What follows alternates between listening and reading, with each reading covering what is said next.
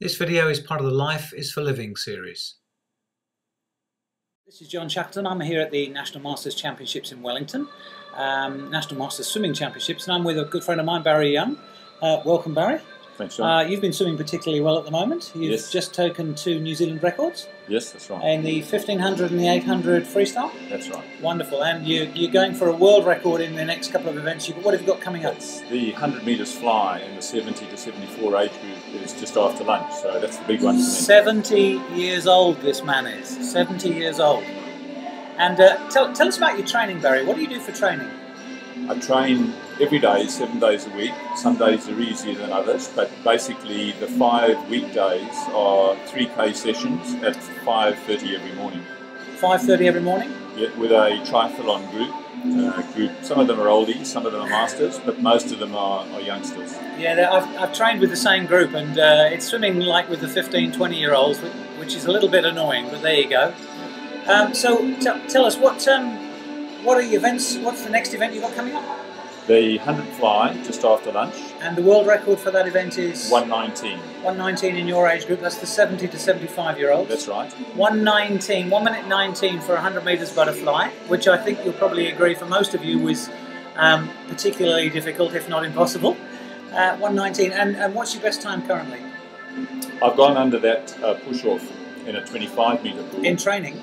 Yes, in training. So and a couple of weeks ago at the Cambridge 50-metre outdoor pool, yep. I was about just under a second over the record time. So I'm hoping that today I can pull it off. You can do it. Great. Well, we'll see if we can get a clip of that on video when you've attempted that. But you've been swimming, since you were 40 years old? Yes. Well, in fact, no, since you were very young. But well, I started very young, but then I had a period when I was at sea where I didn't get an opportunity to swim, and right. I really only started swimming at masters level at about 40 years old when I came to live in New Zealand. Right.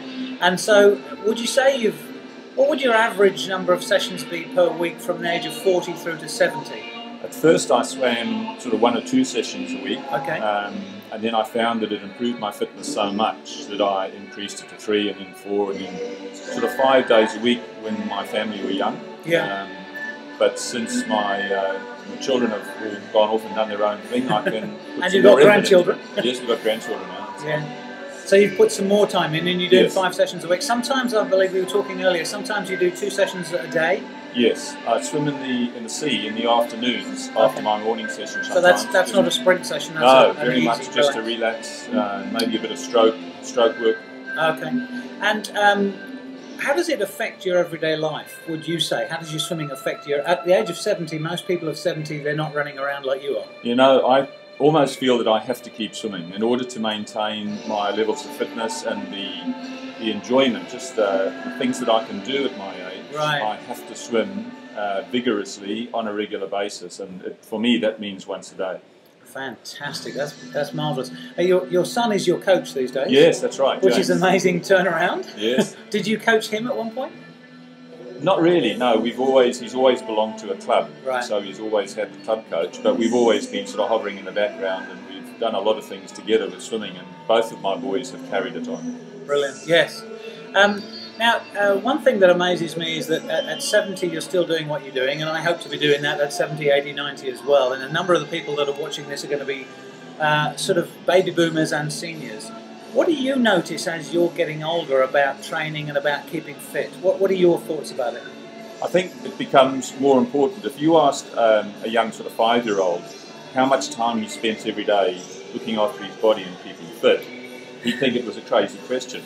But I probably spend about 3 hours a day looking after my body, and an hour and a half of that is swimming. But then you have to concentrate on having a healthy diet, and I think you have to work quite hard at keeping your mind active. And for me, my job does that. But if you weren't, you're still working, aren't you? Yes, I'm still working full time.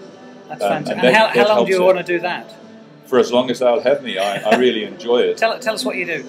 I'm a nautical tutor at the New Zealand Maritime School. I've been doing that since I came to New Zealand in 1975, so I've been doing that for over 30 years now. That's fantastic. And it's a great job. It's a people business. And you go up to the islands and do it in yes, we teach all over the Pacific. We have contracts in Kiribati and Tuvalu and Fiji, all over the place.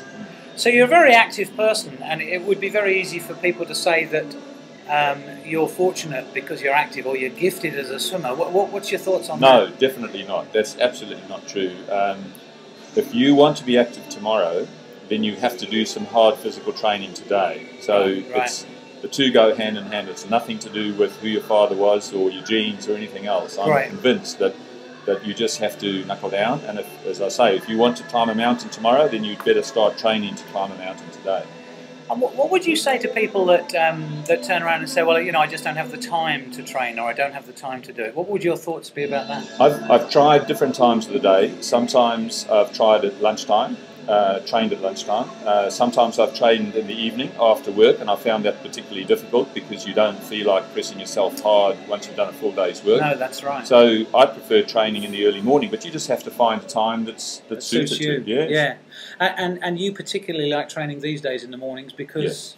It's on my way to work, and I feel that I've got my training session over at the beginning of the day, and it leaves the whole day free, and I don't have to think about it anymore. What are you noticing in terms of your... Obviously, you're getting slower as you get older. Yes. Now, what are you noticing in terms of your body, in the way it's feeling, and what changes you've had to make to what you do? I think one of the main things that you notice is that your recovery times are longer. So if I do a really hard swim in a morning session, say, especially when we're racing like this, I've really only got one top quality race in me a day, whereas 15 years ago I could have swum 2 or 3 events in the same day. So you have to allow for that. But in terms of, most of the people that are going to watch this won't necessarily want to compete. What would you say in terms of the deterioration, in terms of your health, general health? What would you say has happened as you get older?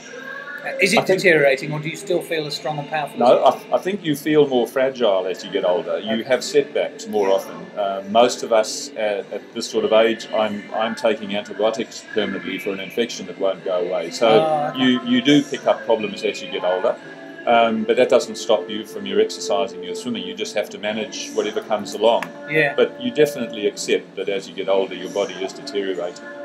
And we were talking about one thing earlier about your importance, your understanding of the importance of the core muscles, the central muscles. So what do you do particularly for? Why do you do it, and what do you do? Yeah, the core is very important in swimming, especially in strokes like butterfly. And I do quite a lot of backstroke dolphin kick on my back. Oh, okay. With fins? Well, a lot of it's with fins, yes. And we do probably about 500 metres a day of that in the group. But even if you weren't competing, would you still do that anyway? Yes, I think it's important as you get older to maintain your strength and flexibility. Because we were talking about older people seem to have trouble putting their trousers on because they just can't lift the leg up. Things, that's right. And they lose their flexibility. Yeah. It's funny because as we're having this discussion, I'm actually sitting on a Swiss ball, which I do in my office all the time, and that helps your core all the time. Yes, it certainly does. Yes. So, a final word for people who maybe don't do any exercise at the moment, and probably maybe never have, but have decided they want to get a bit fitter. Any ideas on that for them? Yes, I think you can ease into it. So for me, I couldn't swim without a group. So I think one of the key things is to find a group that's exercising.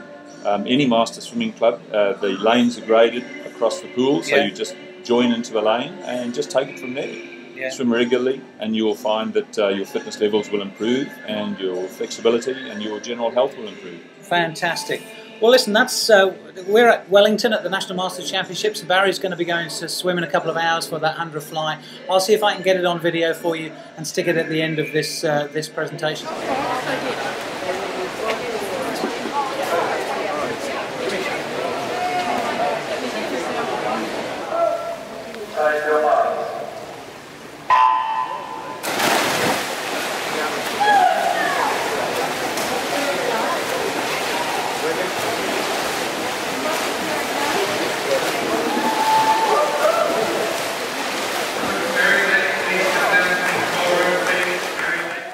As you can see, Barry recorded 1:17.32, smashing the world record by over 2 seconds. He also recorded another world record in that swim meet.